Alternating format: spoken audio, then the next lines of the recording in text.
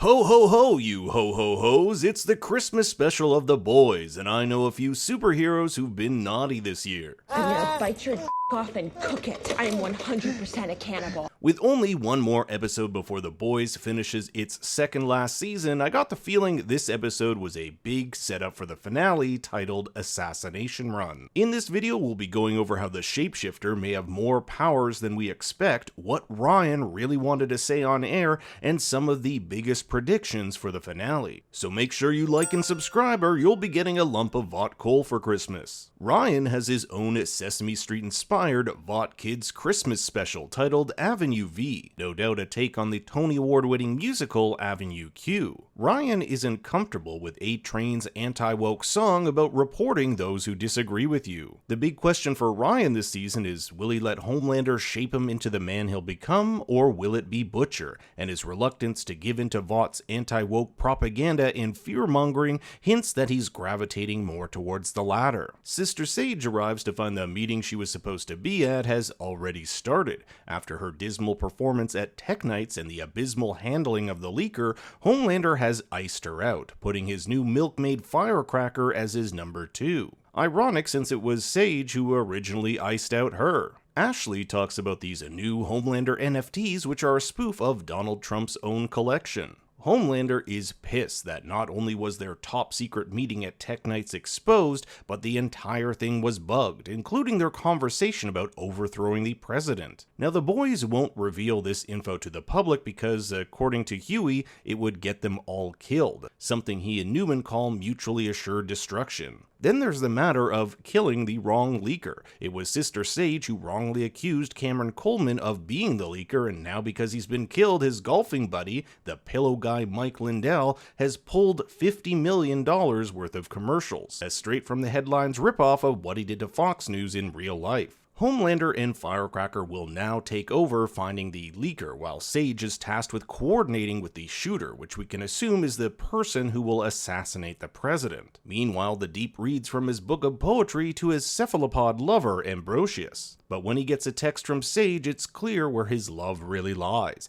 He promised Ambrosius to move her into the big tank next to his bed, but he's been putting it off. Starlight tells her mom to seek safety with her friend in Arizona. With the shit that's about to go down, she wants her somewhere safe. And this is echoed with Mother's Milk and his family, purchasing them tickets to Belize. Huey, meanwhile, uploads Newman's Red River files to a hard drive and puts it in a safe. Newman really wants these files as they expose her for who she really is. Starlight still struggles with being, well, Starlight. You're Starlight.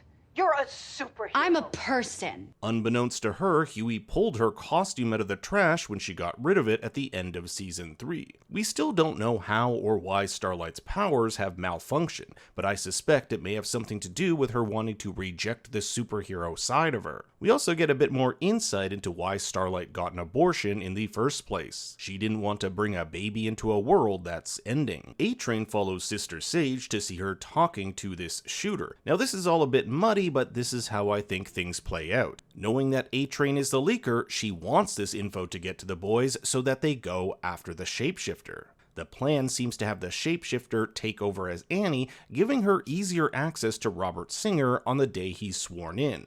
Remember that Starlight and Singer worked together to get him elected, although Singer had to distance himself from her after the abortion scandal and beating up Firecracker live on TV. Butcher lets the cat out of the bag by telling the boys he's had Dr. Samir Shaw chained up to continue his work on the soup-killing virus. They aren't too pleased about this, nor the fact he seems to be talking to an imaginary friend. There is still one problem. Creating a virus strong enough to kill Homelander would make it highly unstable and airborne, resulting in a global soup-killing pandemic. So the plan is to make a version, with the help of Frenchie, to take out just Homelander and Newman. It seems our good friend Grace Mallory has even sprung Frenchie out of jail against his will.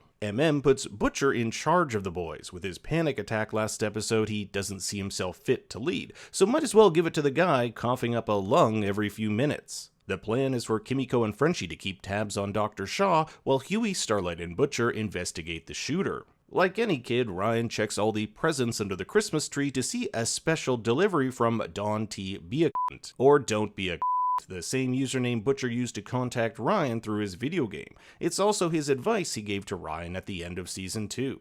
Remember what I told you. Don't be a Inside is a picture of his mom, Butcher, and English bulldog, Terror. Well, VNN has covered up Coleman's death, chalking it up to another victim of vaccines. You'll see Jenny McCarthy's quote here, who's famous for telling the world that vaccine caused her son's autism. Ashley has recovered from her night of debauchery at Tech Nights and is dealing with the repercussions of having Coleman killed. At any moment, she could be the next to go, especially knowing that A-Train is the leaker, something he divulged to her a few episodes ago. She has an insane idea to run away to Florence with him, but as we'll later find out, she feels trapped. We still don't know what Ashley was doing in Homelander's apartment when she stumbled upon A-Train there. However, my guess is that she took a vial of Compound V. Whether she has actually taken it yet, well, that's another story. Butcher is having a rough go of it, coughing his lungs out as Kessler chastises him for putting his faith in Ryan. He gave his word to Becca to protect him, and he's not going to give up. Kessler hates Soups and doesn't want Ryan turning into another Homelander. We saw glimpses of that as he relished in the assistant beating up Adam Bork. The boys have tracked down the location of this mysterious shooter, uncovering the files given to it by Sister Sage. Now, there are some weird papers in here that I'm not sure are meant to throw us off or if they're connected to what's going on.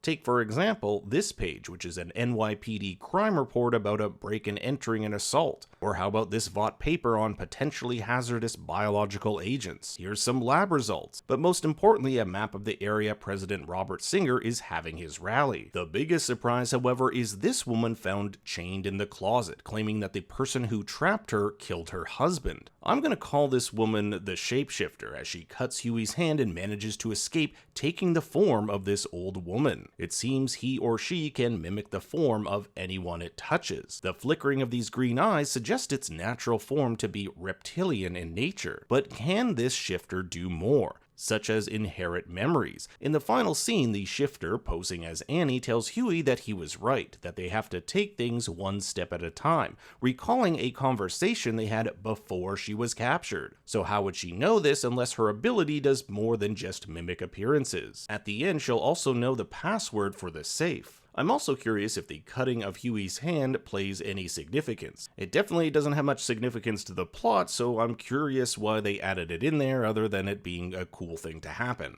prints off tickets to Belize, which is funnily enough on Transocean Airlines, the same company of the plane Homelander downed in season 1. A-Train says this shit isn't over and that no matter where hides, his family will never be safe. This is an interesting thing to pull on considering A-Train will end up running away himself. A-Train's whole arc this season has been about being a real hero, and if he's going to end up running away, it destroys that arc, so I would not be surprised if he comes back in the finale in one way or another. Here's Soldier Boy on the cover of the spring 2007 edition of Vigor magazine. At this point, Soldier Boy would have still been in captivity, with America believing he died a hero in a 1984 nuclear meltdown accident. Dr. Shaw tells Frenchie that this lab can't produce what they want, but Frenchie assures him that he's made more with less. He also lies to Shaw when asked if this virus will only be used on Homelander. Kimiko is rightly pissed at Frenchie. She went to visit him in prison, but he wouldn't accept. This was due to the tremendous amount of shame and guilt he felt for killing, among others, Colin's family. But Kimiko tells him he's not the only one with a dark past. As a slave to the Shining Light Army, she was forced to fight other children. She doesn't speak because the army would murder those who screamed in battle. The two come to this understanding that neither of them should hate themselves for what they did in the past, as it's the only way they can truly move on. They decide that the right thing to do would be to free Dr. Shaw after he's made this virus, the first step in doing what is right. Homelander's been busy of late and brushes Ryan off. He leaves him a voicemail saying to suck it up and do the puppet show. Homelander has come to meet who he believes is the leak, Webweaver. While Webweaver did leak some things to the boys, like Firecracker's pedophilia, the rest was pretty much A-Train, and Homelander literally rips him in half as Firecracker watches in horror. You know the Deep has been with Sister Sage because he's chomping on those Flavortown snacks. And there's someone who's none too happy with it. Ambrosius calls him out, and apparently her suckers can smell Sage on him. In a burst of rage, the Deep smashes her tank as she runs out of air. This is definitely going to enrage PETA. This aquatic murder puts the Deep over the edge, and he tells Homelander that he now has clarity. He will kill whoever, whenever he says. He does not care. Last episode, he gave this speech to Black Noir about how violence is power, and perhaps he's a little too drunk off that power. Huey makes a last-ditch effort to change Victoria's mind after hearing of her plan at Tech Knight's mansion, but it seems like she doesn't know the full extent of Homelander and Sage's plans to start locking Starlighters in camps. Yet even with this knowledge, she still tells Huey thanks for coming by. She's packing up her things, likely in preparation for her move to DC. But you gotta admit, Victoria still has some empathy in her as she passes on her condolences to Huey about his dad. Is this a woman that would really get behind genocide? I can't help but believe she has something else up her sleeve, a hidden motive that perhaps Homelander isn't aware of. Her father, former Vought CEO Stan Edgar, is still on the loose. I wonder if he'll come into play next episode. Butcher and Starlight arrive at their headquarters to find the Deep and Noir waiting for them. The Deep goes on a rant about how the Me Too movement is over and doesn't apologize for the essay he committed on Starlight in Season 1. This matchup is extremely unfair. Butcher is not a soup and Starlight's powers are on the fritz, but that being said, the boys put on a good fight. We get to see Black Noir's narcolepsy come into play, something that was hinted at a few episodes ago. Oh shit! Sorry you guys, I'm narcoleptic. With his life on the line, Butcher wants Kessler to come out and save him, just like he did against Ezekiel, but it's A-Train who intervenes. This confirms to the Deep and Noir that A-Train is their leak. Noir even speaks here, letting everyone know that he's not the original Noir. Well, that and the fact he can fly. The combined forces of MM, A-Train, Starlight, and Butcher are enough to give them some time, and they opt not to kill the Deep. I wonder if this will bite them in the ass in episodes to come. With A-Train's cover blown, he goes back to Ashley, now ready to flee to Florence. But she can't go, she's too scared. And the scene ends with her looking at a picture of her time in Florence wearing a Che Guevara t-shirt. As a Marxist revolutionary, he would have hated the woman Ashley has become, and I think Ashley hates that too. Homelander cries at the thought of A-Train betraying him. A-Train has made sure that his family's hidden and that he cut out his tracking chip. It's Sister Sage, however, who faces the brunt of Homelander's fury. She's the smartest person in the world and didn't realize A-Train was the leak? The thing is, she did. This was all part of her plan as a, quote, misinformation delivery system, a plan that is now ruined. And Homelander does not like being kept in the dark and has her fired, stating she's lucky not to go home in a bucket. Sage tells him that he may defeat anyone who gets in his way, but there's one person he will never defeat: himself. She leaves her Queen Maeve notebook that I'm assuming includes all her plans, i.e. the shapeshifter and details of the assassination. But if there's something more here, I'll sure be interested. On her way out, Sage says goodbye to the Deep and Noir, where we learn Noir has been sleeping with Sage too, although Sage doesn't require a lobotomy to do it with him. I found Noir's profession of love and telling her she can't leave rather odd because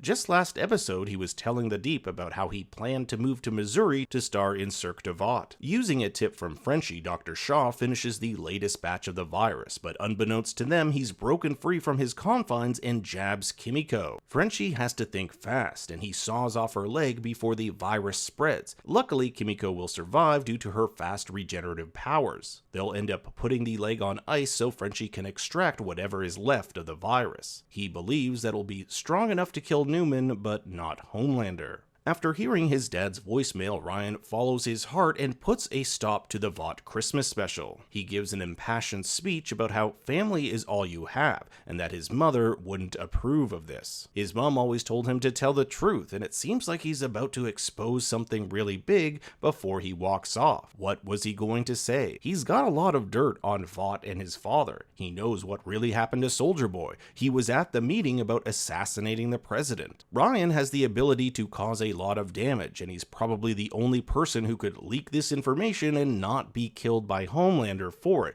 but even that is debatable. Butcher says he was right to put his faith in this kid and promptly passes out. Huey discloses to Starlight that he didn't go to urgent care to fix his hand, rather went to see Vicky. But there's something off about her. As we'll soon discover, she is the shapeshifter, having switched places with the real Starlight at the bar. Huey is totally cool with a woman who was just outed for having an abortion immediately jumping on him for another round of unprotected. This is all a ploy to gain access to his safe, which has Victoria Newman's Red River files on them. It also begs the question, how did she know the code for the safe? Unless she also has Starlight's memories and both she and Huey know the password. Also, why would this shifter want Victoria's files? Is she working with Victoria, or are Sister Sage and Victoria secretly working together? The episode ends with the real Starlight chained up in something that looks straight out of Saw. Her powers aren't strong enough to break free of her confines. Now, there are still a lot of unanswered questions about this final episode. We've been told that the final episode will tie into season 2 of Gen V, so I would expect Sam and Kate to somehow be involved. Whether or not we'll know the fate of Andre, Marie, Jordan, and Emma is still unclear. There's also the wild card of Maeve, who is currently in hiding after the events of season 3. The season trailers also have a few shots that we've yet to see, which I'll go over now. First is this one of Ashley and her assistant, also Ashley. Now, I had to blur out this image because I got demonetized for including it last time, but we have Frenchie extracting the virus out of Kimiko's leg. Here's Firecracker shooting someone at Vought Tower. I've tried to slow down the footage to see who it is, but there's just not a good angle. Nor is there someone matching his description on the IMDb for this episode. Speaking of IMDb, the finale states that Cindy from season 2 and Love Sausage will also be making appearances. Now, this shot is interesting because it looks like MM and Kimiko are saying goodbye to Huey and Starlight, who have Canadian passports. This would suggest the two are on the run, but we don't know if this is the real Starlight or not. Speaking of Starlight, we get this shot of her, again unsure if this is the shifter. So it looks like we are in for a huge finale, and I would expect some major twists and turns as the show prepares for its final season. But now I pass it over to you. What did you think of this week's episode? I want to hear your thoughts and theories in the comments below. Thanks for watching, be sure to like and subscribe, and for more bad takes you can follow me on Twitter and Instagram @ThinkStoryYT. Until next time, remember... What's up, Cumburgers?